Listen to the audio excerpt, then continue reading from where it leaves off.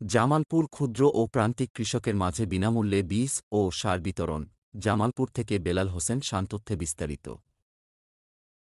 কৃষি প্রণোদনা কর্মসূচির আওতায় জামালপুর সদর উপজেলার ক্ষুদ্র ও প্রান্তিক কৃষকের মাঝে বিনামূল্যে আমন ধানের বীজ ও সার বিতরণ শুরু করা হয়েছে।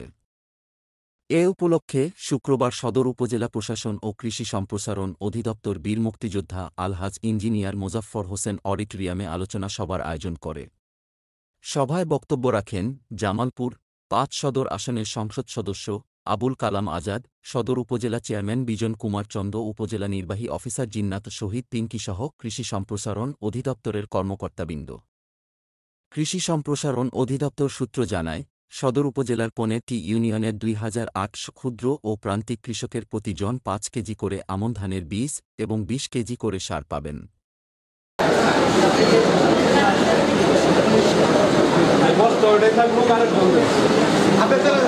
ধান চাষটা করবেন এবং একই সাথে সার। আমি নিজেও একজন কৃষকের সন্তান। আমি কৃষকের সন্তান হিসাবে আমি আমাদের জামালপুর সদর